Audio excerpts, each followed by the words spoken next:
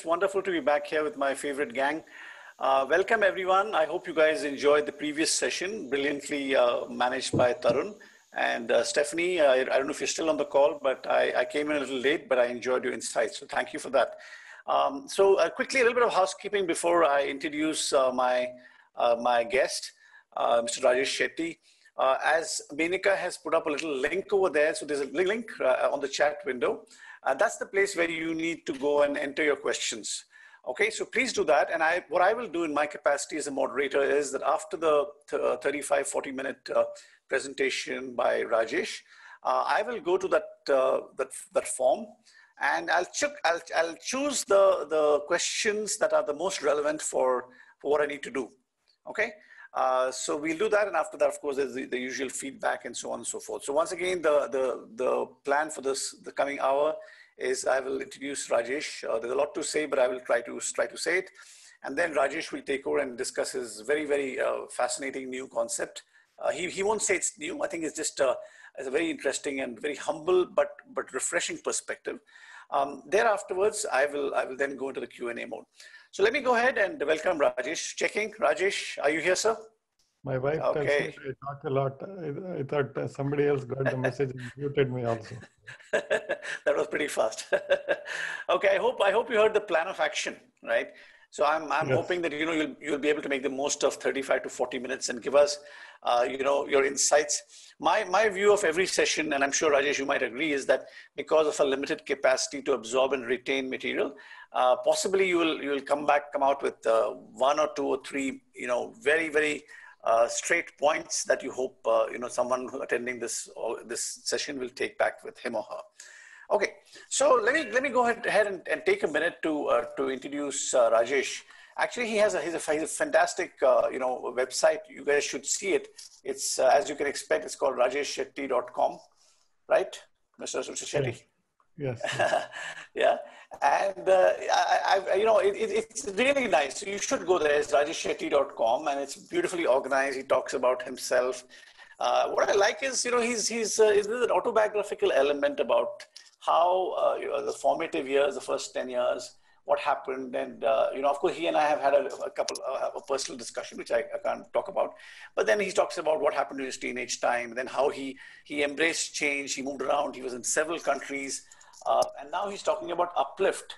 Now, what is uplift? Now, I don't want to steal your thunder, Rajesh, so I'll leave it to you. But what I thought was very nice was that, all these fascinating experiences, I can see that you have been a high achiever, right? Probably without, probably just instinctively, you've always been right up top with whether it's academics or your whole fascination and enthusiasm for startups, which I see that you've done lots of startups, and you probably will continue, for the next several years, which you should. But all that, rather than, I think, rather than giving you a chip on your block, I see on your back rather, it seems to have shaped you in a different way. So I saw that video of yours, Rajesh. I thought it was very nice. Your voice was a little muted, but I could see a certain very positive quality in what you were trying to say there in a very soft and humble way, right?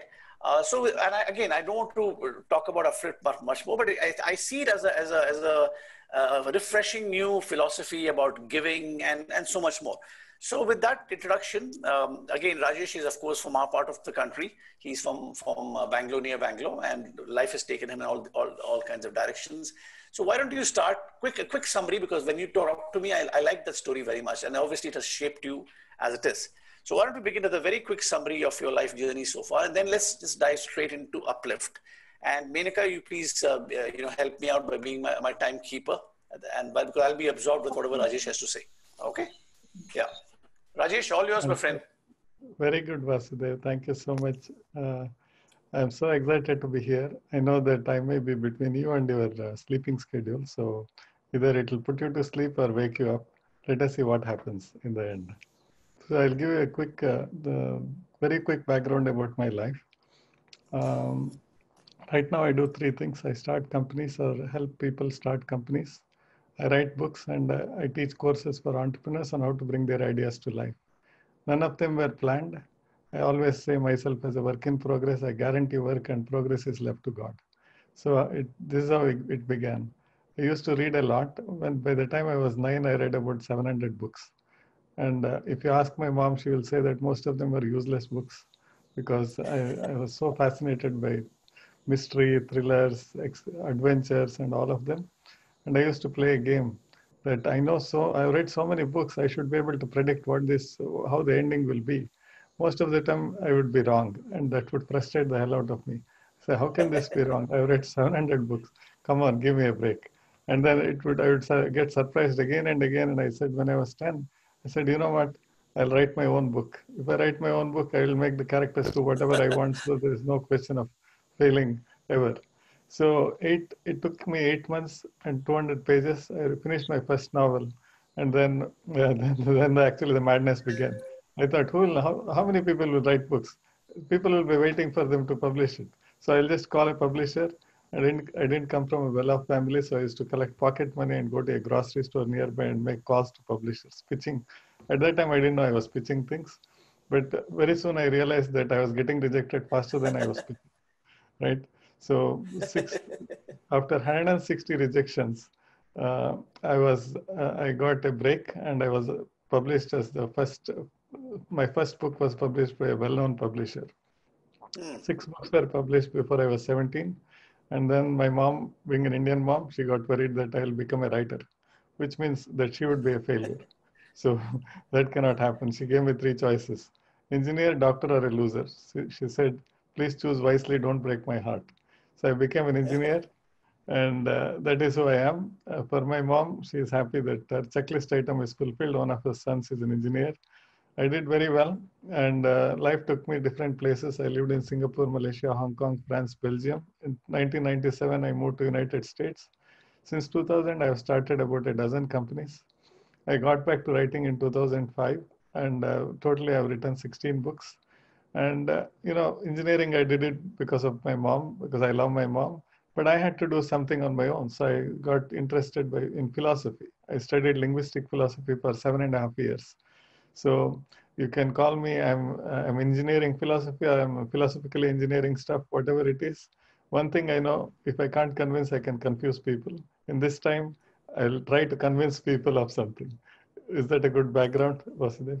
Sounds good. Sounds good. Fantastic. Hey, I have a feeling, Rajesh, you're probably the kind of guy who's had a nice Excel sheet and written on all those, all the books that you have read with the titles, all the 700 books. Is it likely? You can probably tell me. No, at that time, I used to go to the library and said, Okay. this month, I'm going to read whatever is in this section. So I'll just keep Okay. reading. So Fantastic. Fantastic. Go for it. Go for it. Tell us all about Uplift okay. and the wonderful things you're doing. Go ahead, my friend. I can share my screen, right? Okay, excellent. So I've been working on this for the last few months because whenever I see a problem, I want to jump on it head on. That is my usual style, because when you work on problems, you grow. That is my fundamental philosophy. If you run away from problems, you shrink. If you run towards problems, you will grow. So this problem came because my friends, many of them, I'm about 50 years old now. So people would talk about midlife crisis and all of them. And I used to say, why is this even happening? Like we live in the most promising kind of world, bar COVID, like remove COVID from the equation. Its possibilities are unlimited. But why would people complain? The first thing that I ask people is, the fundamental question I ask is, if you go back and relive your last 5 years, would you make the same choices and decisions that led you to exactly where you are today? It's the first question I ask people. And I've asked this to over 200 people now since the time I started this program, except one person. I don't know whether he was lying or whether he was fully contented. Everybody said, no, I would not do it, and I would do something else. And it is across the board, over 200 people. Like I said, one person, he may be playing a prank with me, or he may be lying. But most of them said they would do something back in the previous 5 years because they were not happy with what happened. And if you think about it, so typically you say, I don't know what happened in the last 5 years. When they say these kinds of statements, there is more regret than joy. So I'm thinking, like, I cannot change everything, But I said, if we can put together a framework, remember, I'm an engineer and a philosopher, so I'm good at putting frameworks from abstract concepts to make it real. So Yep. if I put this framework and I test it, at the end of 1 year, somebody should say, last year was amazing, I can't wait for the next one. That is my goal. If you use this framework, at the end of it, you don't have to pay me anything. Everything is free anyway. At the end of it, if you feel that, with joy, you can say that last year was amazing, I can't wait for the next one, then I have done my job. That is how I judge myself, whether I'm providing value or not. Now, I have a feeling that the best way to uplift yourself is to pursue capacity expansion that comes with lifting others up. It's by giving, not by consuming. Now, why is it that by lifting others up, we will benefit? It's like, what is the reason? So let's think about what it means to lift others up. There are only two ways in my mind. You have to solve their problems, help them solve their problems, or help them pursue new opportunities. There are only two things that you can do to lift them up. So let's look at either one of them. If you try to help solve their problems or help pursue new opportunities, what does it involve? What is involved is you have to first listen to them, right? Because if you don't listen to them, you don't know what problems they have or what opportunities they want to pursue. And you have to care for them. Because if you don't care, then you won't put your heart and soul in it. And you have to be trustworthy. They should trust you to help them solve their problems or help them to pursue their opportunities. You see, very simply, just by deciding to lift others up, you already learn to listen, care, and be trustworthy. Like Jim Rohn, the famous guru, he said, every disciplined effort has multiple rewards. I'm always looking for things that you can pursue that will lead to multiple benefits just because of the fact that you are pursuing them. It's not only that. If you want to help many people, you have to be in your zone of genius. That means you have to use your strengths, core strengths, to help others. Now, many people, many smart people don't know what is their core strength, what their core strengths are. Why? Because it's too easy for them. When they are in their zone of genius or when they're in the flow, they just are doing whatever they are doing, but they don't think that there is anything magic.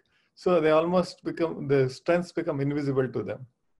When you become conscious of lifting others up, the core strengths come to the forefront. You'll start knowing your superpowers. Not only that, because it's not your life, you are helping others. And they have their own limitations, blind spots and everything. You have to adopt your strengths very, very quickly. You learn to do that. And then, like I said, if they don't trust you or if they don't believe in you, they won't let you help them, which means you have to build your brand. Just by choosing to lift others up, look at what is happening. You listen, care, be trustworthy, know your strengths and use them, be adaptable, and also you'll build your brand.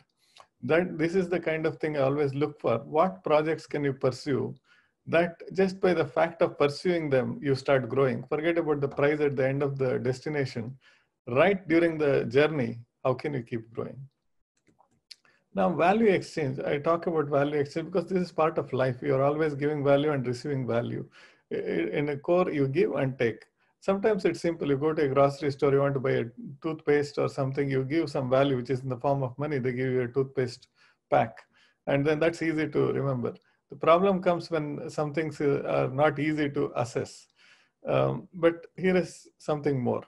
So the magic starts happening when you ask for less than what you give, which is you give more value, but ask them for giving you less value in exchange. It looks like coming from, with my last name Shetty, you know that we are from a merchant family. Me saying it is already an oxymoronic thing. So, but with it as it may, when you give more and receive less, magic happens. And you might think, how can it be possible? Because there is another concept called delta karma points. The difference between what you give and what you get, it gets credited in the universal bank account. I call it karma points, which if you do it right, very well, you help 100 people, 80 of them will forget it. The other 20 that will provide, that will want to reciprocate back is a big enough number that very soon you will end up in a state where you have an oversupply of good help, which means that when you want to pursue your own projects, there is a line of people who are waiting to help you. And in fact, if you do it really, really well, you have an abundance of good help that you don't have enough projects to use all the help that is being offered to you from the universe. Something to keep in mind. And like I said, there is one confusion that happens when you give and get, which is if things are tangible, right? So then there is no problem really. So when things, you give some material value, you get some material value, it's very easy. But whenever the things are like, for example, if it is intangible, let's say somebody is low on confidence, and then you help them to boost their confidence. It's actually valuable help, but there is no metric, there is no liters, meters, kilometers, or gallons of confidence that you can get, but it's extremely valuable. Sometimes if you boost their self-esteem so much that instead of being an employee, they become an entrepreneur, that changes the trajectory of somebody's life. But how much of a self-esteem boost, how do you even measure it? So you have to become good at assessing those values. Like imagine you give some money and then there is a coaching session and they come and unblock something in your mind, and then you start flourishing. So there was a tangible value given in terms of money. The intangible was higher than the tangible value because it opened a new vista in your life. That's something to keep in mind. So I always think that the value exchange is the fundamental unit for both contribution, power, and your personal brand. The more you become better at value exchange, more contributions you can make, more power you can garner, and bigger your personal brand. So, but the important thing is many times people don't know that they're even engaged in it. So some things for you to reflect is, how are you doing it today? How do you exchange value? How do you convert your skills into valuable outputs? Just something you don't have to answer to me. There are a few questions that I just posted here so that you can just reflect on it. Like, how good do you think you are at this? Because there is no measure, right? Because how well you do value exchange, there is no metric for it. You have to get it based on the results you produce. That's why if you study neuro-linguistic programming, NLP, there is one fundamental tenet which says the meaning of your communication is in its response. So which is basically people, you go and have a meeting with someone and they say, I had a fantastic meeting with this person, but did you get the deal? No. So the meaning of your communication is in its response. So when you say you are really good at value exchange, it should reflect in your life in some way. If it does not, then you may not be really good at this. Why do you do it? This is the purpose calling and that kind of question. What does it cost for you? When you engage in such thing, there is also a price you pay, price with a C, before you get a price with a Z. Are we getting better at it? Because we are all old enough that we can compare and benchmark against our previous years. If whatever speed at which you are executing things and making things happen, that is not exceeding the previous years, then there is something wrong. Do the side effects help or hurt you? Like I mentioned before, if you pursue a project where during the pursuit of that project you're already growing, then it's a very good, helpful side effect. If it is not, then it is, you have to relook at those things. So how do you win this? This is where the philosophy and engineering, both of them come into the picture. So I say that I created something called as Uplift Mastery Map, which is, it's a very simple framework. It looks complicated, but in the end, you have to remember only one or two things. So allow me to build that for you. So again, just before I go that, I have to say that sometimes people say this value exchange and all, I don't want to play this game. No, but the life is not as simple as that. If you don't want to play this game, the world around you still thinks you are playing this game, but you're not just good at it. That's how the world looks at you. So you can't opt out of the value exchange game because it's like the basic currency of living and in the professional life. So in any map, in a matrix, there will be x-axis and y-axis, right? So basically in x-axis, there are forms of exchange. What can you exchange to create value? And the y-axis is levels of mastery. And how well can you do this exchange to win in the life, in the professional life? We start with one of them, skill. I said skill, but it's plural because we live in the world of polymaths now. There's some people will be good at many things, not just one thing. Like here, Vasu, when I met you, I was just fascinated. Just in our conversation, I said, "Is it one person or many people?" Because you have so many skills, and we keep meeting such people often, and I was thinking, do they have like somebody in the closet that comes out when this person sleeps and he starts working for it? But uh, when we were growing up, there was no internet and all those things. When you see our kids grow up, the speed at which they learn things is so fascinating that they pick up these skills in a tremendous pace. So when I say a skill, please always remember that I'm referring to plural, not a singular one. Now, at the lowest level of mastery, I call it guided. Guided means you have the skill that somebody has to tell you, hey, suppose let's say you're a good cartoonist. Somebody has to tell you, you write good cartoons, maybe you should use this to communicate that message so that it can create value, or you can do that, you can create a book or something. Somebody has to tell you because it's there, but it has to be activated by somebody's guidance. I hope that this is below zero. I hope that none of us need to be in this space in our life at this juncture of our life. Second, I call it dabbler. Dabbler means that it's a sporadic value creation.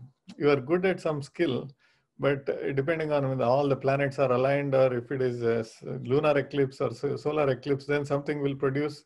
But there is no guarantee that something will happen. There is no guarantee that something won't happen. So it's an unpredictability. So many people stay at this stage, they'll dabble. On a good day, they will do it. On a bad day, they won't do it. There's no consistency. When it starts becoming better is when you are proactive. That means you come across a situation where you know that the skill that you have can be applied to create value. You don't wait for somebody's prompt, somebody's guidance. You are not also sporadic. If there is a situation, your skill can be applied, you will apply it. And this is where the positive stuff starts. Next, it becomes a habit.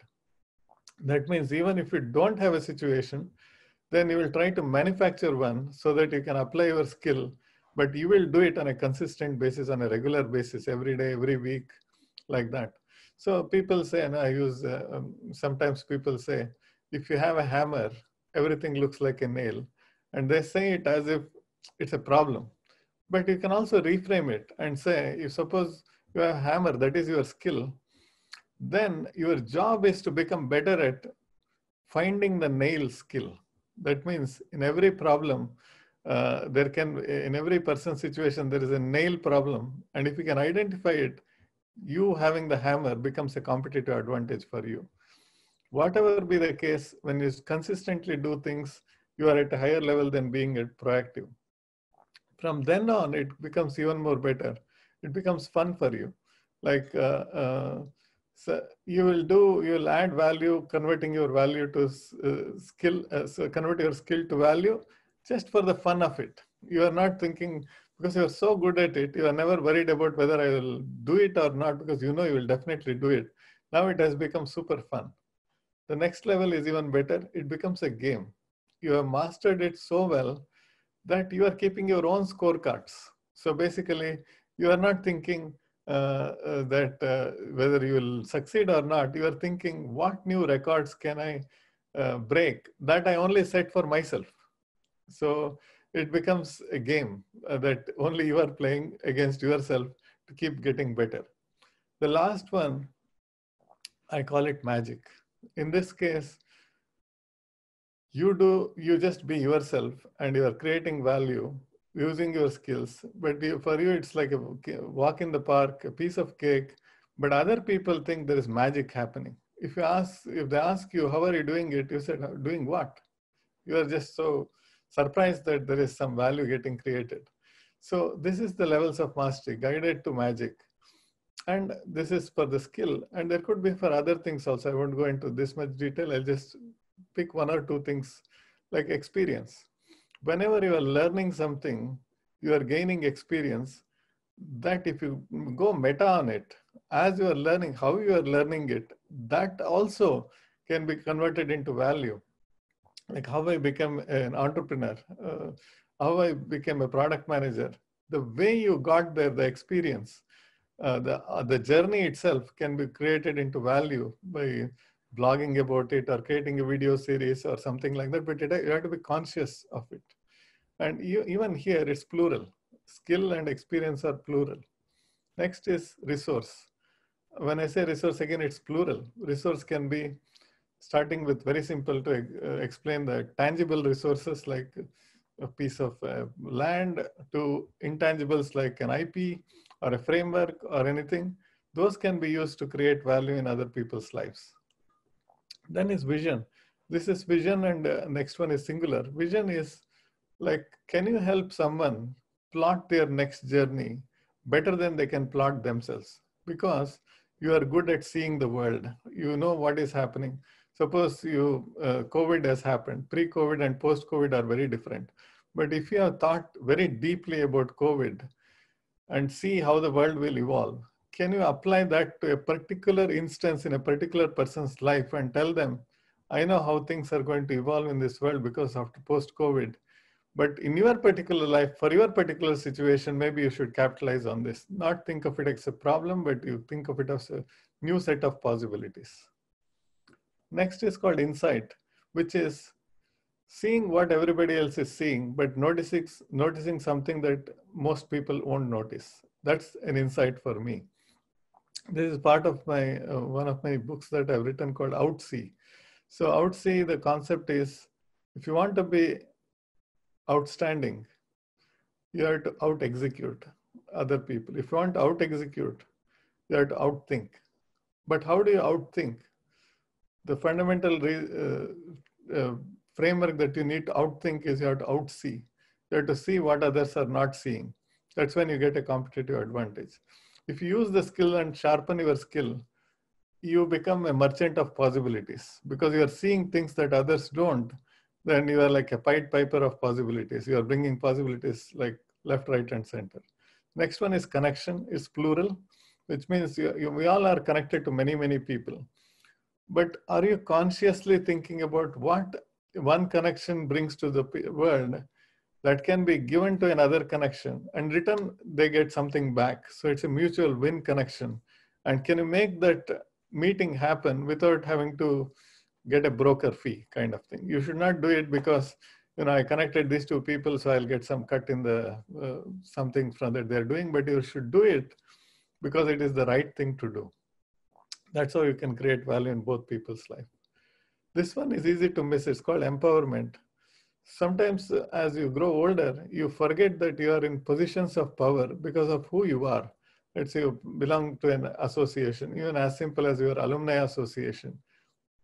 Just the fact that you belong there, you have some egalitarian power in there because you are equal when in your alumni association. That could generate new possibilities for someone else that you met. But if you're not conscious of it and you're not proactively doing it, it's an opportunity wasted. Like that, you can think about, do you belong to a Rotary Club, Lions Club, whatever it is, you have so many positions of power, but it gets sort of diluted because you don't use it. So now I also want to tell you, what is the key difference at levels of mastery? It's the incremental cost to create value. At the lowest level, the incremental cost is very, very high. As you move up, you'll see that the incremental cost shrinks. So the more you move towards magic, the easier it is to make something magical happen in other people's lives. Next is to plot things. You can look at how your life is today. In some areas, you can be in the fun category. Some other areas, you can be creating magic. And somewhere else, you're not dabbling. But it's always good to plot where you are, because only then you can think, this is where I am. Where can I go next? And I also want to, because there are plural, like except vision and insight, everything is plural. So it's like a multi-layered graph that you will have for you to think through it. So if you see the forms of exchange, we talk about skill, experience. There is some of you might have already observed. It creates an acronym called service, which was by design, that at the heart of every meaningful form of exchange is service, not sales. Because when you serve people well, sales happen almost automatically. And then how do you become better at this? Because it's a new framework, all of you got exposed, but how do you become better at it? You just start applying in other people's lives, because some close friend of yours, your brother, sister, whoever, you start thinking, if there is different skills that this person has, how do they stack up? If they want to plot their own, plot Tom's graph, for example, how does it look? Jen's graph, how does it look? Rick's graph, how does it look? Then finally you come back to your own graph, and then you start thinking, this month, or just you pick 1 month or 1 quarter or anything, where do I want to make a difference in my own life? Let's say I want to move in terms of one of my skills is, let's say writing. I'm in the fun category. I want to move to the game category, game level of mastery. So you pick one or two or three things and you start working on it. I usually have what is called as 4-week sprints, because anything lesser will not give you enough time. Anything longer, let's say it's a year-long program, then you give up in the middle, and then you find a brilliant excuse. So it's such a good excuse that even you will believe it, but even after knowing that it's an excuse. The 4-week sprint is very simple. You just pick 3 forms of exchange. I always say, if you have never done this, I always want you to pick something from a skill, connection, or resource, or it could be 3 skills that you want to improve upon. And then you choose the uplift magnitude. First of all, you'll plot your own journey there, where you are in the level of mastery. And then how do you want to jump 2 levels, 1 level, whatever it is, you know your discipline level and the commitment level. So pick it carefully, that if nobody should pick from, I'm like a guided level of mastery and I will become magician in the 1 month. That's not going to happen, right? So you pick it reasonably, and then you pick the right resources, so that you should never start a upgrade journey without having the right resources, right tools. Otherwise you will give that as an excuse, but I didn't know what to do. I didn't know where to ask for help. So mentors and books comes to mind. I really like having a mentor in this case, because for all of us, we know that we break promises that we make to ourselves with tremendous ease. That we tell ourselves, I need to do this, I will do this, and then you break it as if there is no tomorrow. But if you have a person that you revere and respect, like a mentor, then you make a promise to them. It will be hard for you to break it, because you know that even when you're giving them an excuse, you know it's so lame, and you know that they know it, so you just feel like, you know what, I'll just do it, rather than I don't want to face that conversation. So that's why I always choose mentors, because just before I have to report back, if there is any pending things, I'll just finish it, because I don't want to give an excuse to them. And then raise the stakes. This is all very important. When something becomes important for you, then you do it. If it is not that important for you, even if you promised anyone, you won't do it. So for you to raise the stakes, whatever you are choosing, you think about what is the derivative of that. Like, for example, if you want to become good at writing better, right? So basically, you think of what could come out of it, and will you create a book, or will you create a series of blog posts? Will you start writing a column in some Inc. magazine or something? You start looking there, and then you make a promise in the derivative end. So basically, you want to become a better writer. You make a promise that you'll finish writing your first book in 3 months or 6 months or whatever it is. Because for you to finish that, you have to become better at writing. So the means to an end is automatically taken care of. And then, if it is the first sprint, not every time that things will go really well all the time. Your goal is to get feedback, tweak the process, and repeat the cycle 2 more times. In a year, if you do this 3 sprints of 4 weeks each, automatically, I can guarantee, because I've done this with other people, I can guarantee that you will say at the end of the year, you will say, this was a great year, I can't wait for the next one. So there is one more thing, that this is a hack. So whenever I present a framework like this, you will see that you are not used to doing this.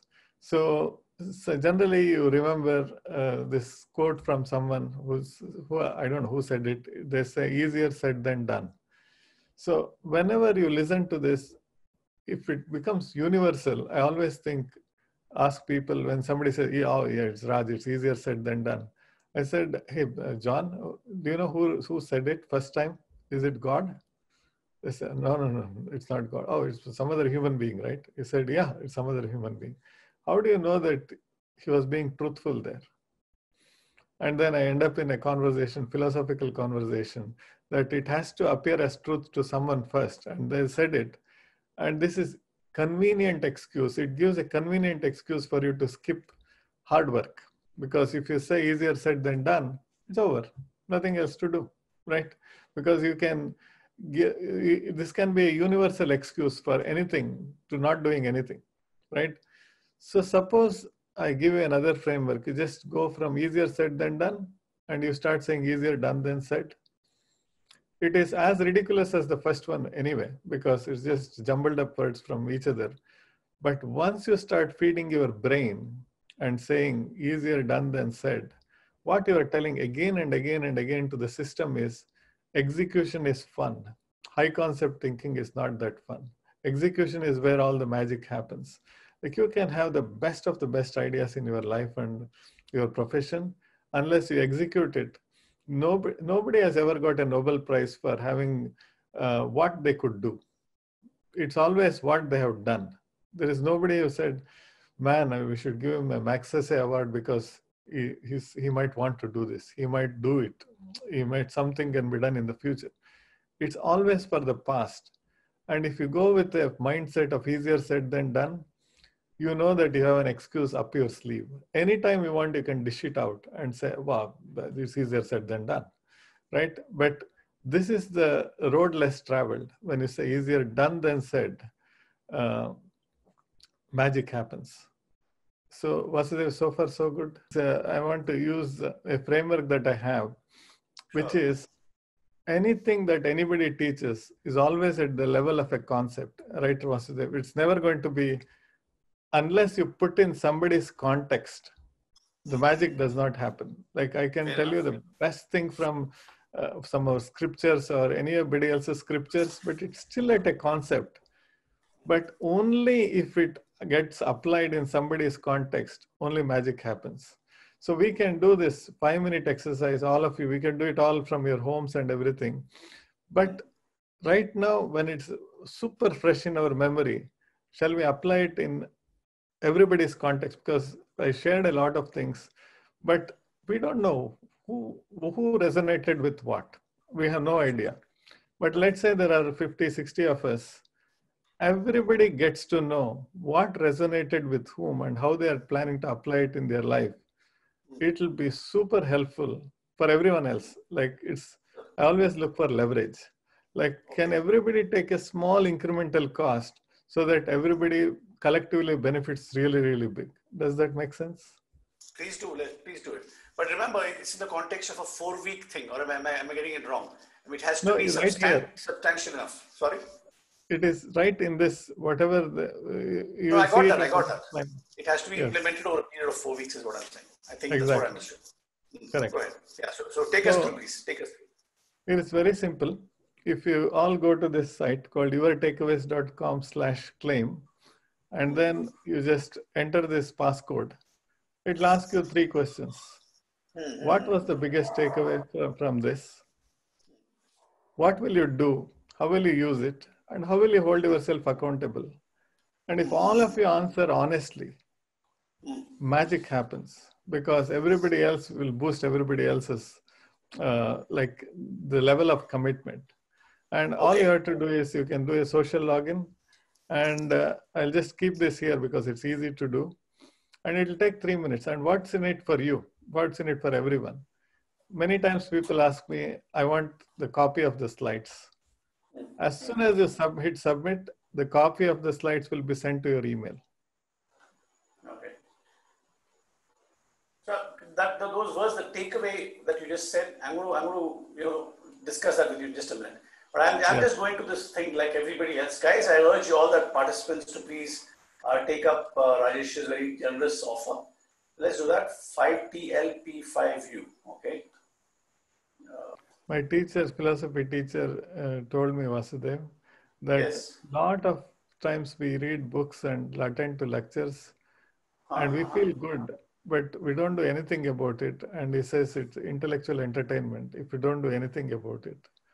You have to take action very, very quickly, almost immediately. And I'll share one idea at the end of everybody's filling in this form, how I do it and how I have been trained to do it. And there may be something that everybody else can benefit. It's not my idea, it's my teacher's idea. See, the power of reflection is usually underestimated, Vasudev, only because we are always in an always connected world. There is never a lack of stimulus for us. There is some news, something is coming, there's WhatsApp. The fact that, in fact, if you go to in your office, if you just sit and not do anything, somebody in 2 minutes, somebody will say, hey, Vasudev, is everything okay?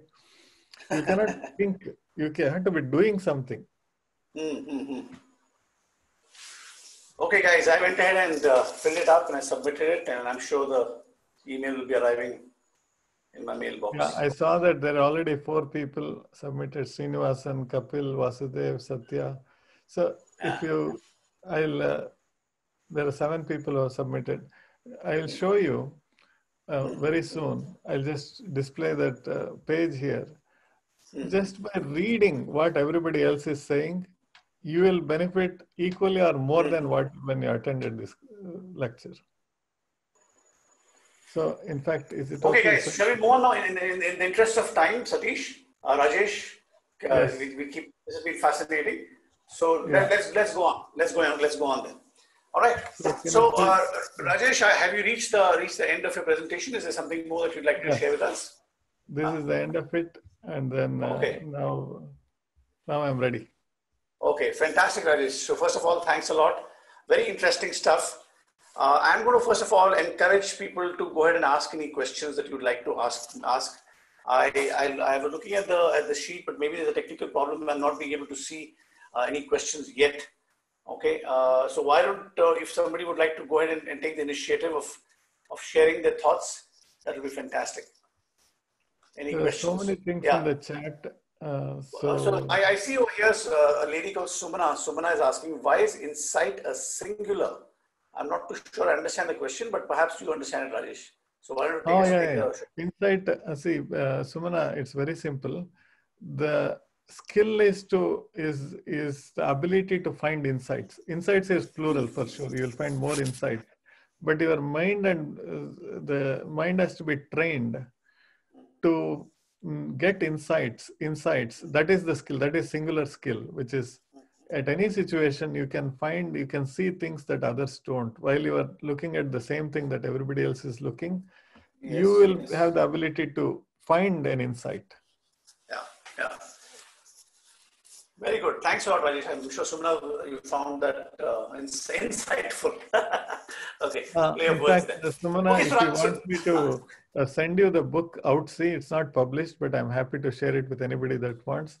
I researched on that for several months on how somebody can find an insight, because everybody is looking at the same thing. How does one person look more, find more? I'm happy to share. Fantastic. Okay, so Rajesh, let's have a little fireside chat kind of a thing. I have a few points to make over here. Yes. So first of all, as I recall my feelings when I went through your biodata and all the things you've written about and your overall thought process, I was trying to understand you as a person, which is not easy, but I tried. Okay, so I think there is first of all a sense of whatever framework that you have made, which I sincerely appreciate, the uplift, philosophy of all that, going through magic, creating magic. I would first make a humble submission. It is a very altruistic, very noble kind of a way of going through, and it's different, unusual. But since you talked about things like giving more and receiving value by, giving more, I saw that as an altruistic kind of philosophy, which incidentally is counter to the overall philosophy of, the dog eat dog or the rat race or whatever you have, where there's tremendous stress on ambition and so on. In fact, oddly enough, somewhere along the way, you also said something which I thought maybe I misunderstood, was slightly jarring to me, which was what is in it for me? So I thought that that question was a bit of a contradiction to the overall philosophy of wanting to give more. And out of 100 people, you give 80 people forget it, but 20 people get something, and there's a tremendous value to that. I hope. I'm sorry, this thing, sorry. I hope my observation is making sense, Rajesh. Okay, if not, let me know. So the first point was about that is that conclusion slightly right? Because there are a couple of subsequent questions I have. Yeah, go ahead, here please. is the thing, Vasudev, that you should, there is, my friend Adam Grant wrote a book called Givers and Takers, right? So in this, he says, if you give without taking care of yourself, then you might lose capacity to give more, right? There should never be a stage. Because otherwise it's like even in the airplanes, no, they say, put the oxygen mask first on yourself. Yeah. Right? Because you cannot be self-sacrificial while you are giving. You have to give in such a way that you are not losing capacity to give more as you are giving.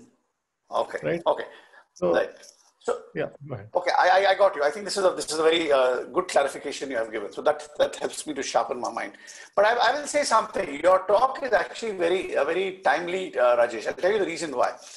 The past 3 or 4 months, everybody here, all the participants, me included, Sai, Tarun, Menaka, all of us have suddenly had a system shock in a way, right? And suddenly we've been forced to get off the treadmill, if I may use that term. Right? And it has given us time to reflect and think and all that stuff. So in that sense, I would say this COVID time has helped us to get back to basics. And from a philosophical point of view, of course, you're a philosopher, and that word philosophical is used loosely. But I think it gives us time to think about what is life for us.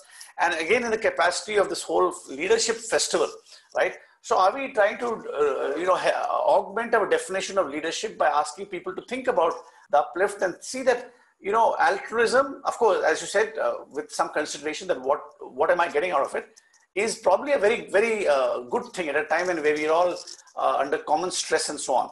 And here I want to make a point. I'm sorry if I'm rambling, but I do want to say something. The other day I read something about ethics, okay? And it said, your true value is judged by what you're doing when nobody's watching you. Okay, something like that. I think you probably agree with that philosophy, right? So the thing that was talked about was the shopping cart. Right now, for example, when you go to a supermarket or grocery store, you take the shopping cart, and on your own, there's nothing that you're going to get out of it. You take the shopping cart and put it back, and in the place where all the shopping carts are put together. You're getting my point, right? So, can you correlate these points a little bit? Can you take a moment to do that while I see if there's some other questions for you?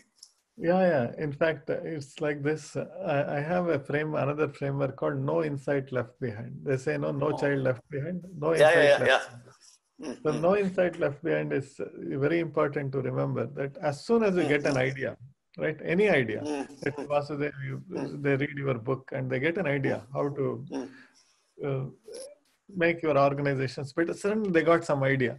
Some idea, some thought. They say, okay, Vasudev has shared a brilliant idea, but if it is not used, it's valueless. You can get some brownie points in a coffee conversation with somebody else, make them look smarter, but that's about it, isn't it? Yeah, sure. If you say, I read Vasu's book, now I'm going to use it. Now, the problem comes. Where will you use it? Because you don't have a big organization probably. What do? You start looking at who will benefit that may not have read Vasu's book, but I read it. I can share it with them.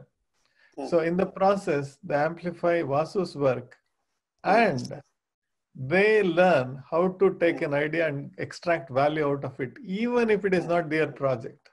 What is the skill they are developing? They are developing the skill of value extraction.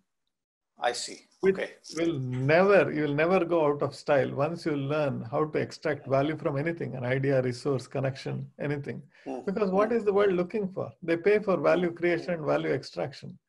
And once it becomes your DNA, you cannot even stop it. As soon as you get an idea, you immediately start thinking, who will use it, like that. Could we even think of it as a kind of a legacy you're leaving behind, a footprint in the passage of your life, that value that you're talking about?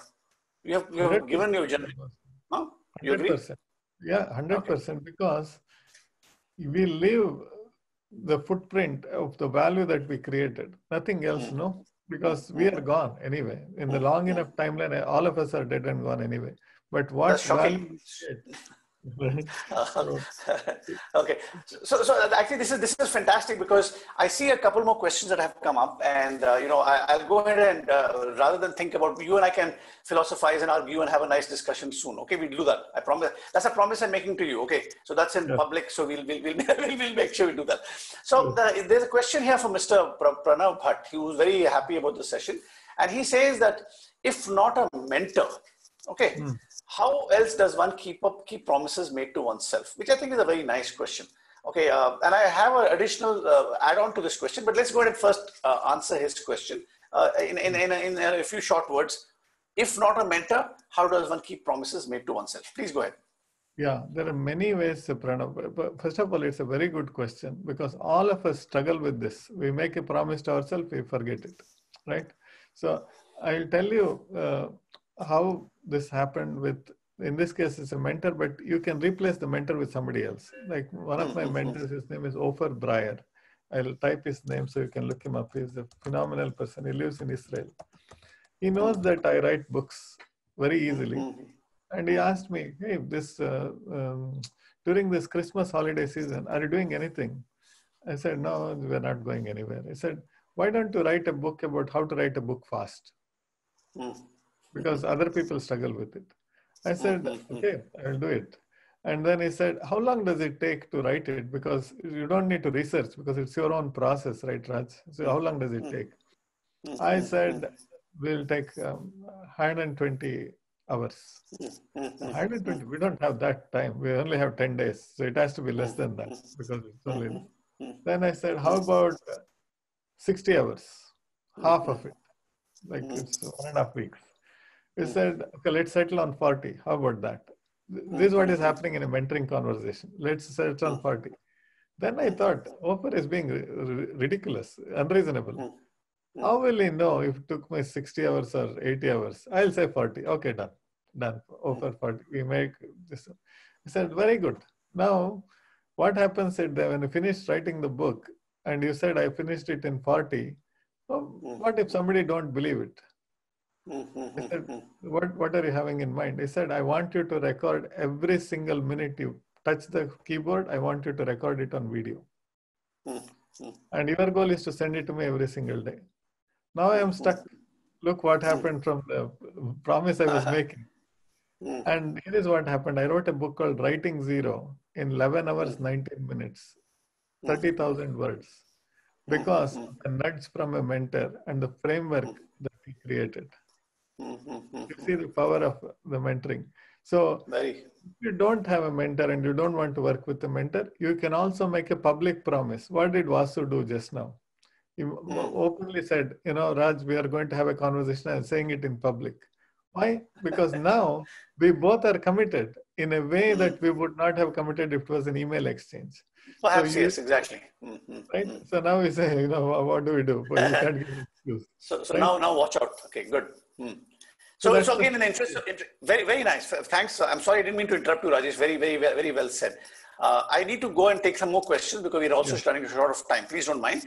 Okay. Yes. So I'll try to gather a few questions together. The first one is, where do you get stuck most of the time? Now, it's not as vague as it sounds. I think that's a great point. Most of us, in fact, have grand plans, have everything, but there are 1,000 reasons for us to say no, or tomorrow, or later, or whatever it is, So that action, and in that context also, I remember you mentioning that execution, and I'm paraphrasing here, execution is the acid test, perhaps of leadership, right? You can be, all of us are intelligent, we can generate PowerPoint presentations, look smart, but execution is the thing.